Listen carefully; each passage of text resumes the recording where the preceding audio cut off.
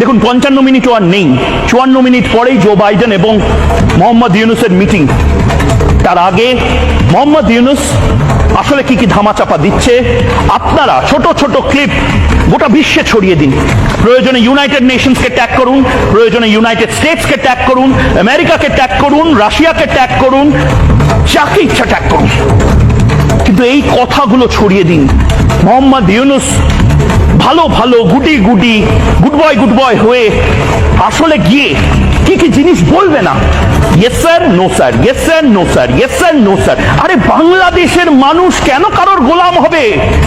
বাংলাদেশ একটা সার্বভৌমের স্বপ্ন দেখেছিল, একটা সোভারেন রিপাবলিক, লড়ে পাকিস্তানের সাথে লড়ে বাংলাদেশ তৈরি হয়েছিল। কেন আমেরিকার গোলামি করবে? আর মোহাম্মদ ইউনুস কেন আমেরিকার মধ্যসত্ত্বা ভোগী? আমি নিজের ভাষা সংগত করছি, সংগত করে বলছি মধ্যসত্ত্বা ভোগী হবে আমেরিকার।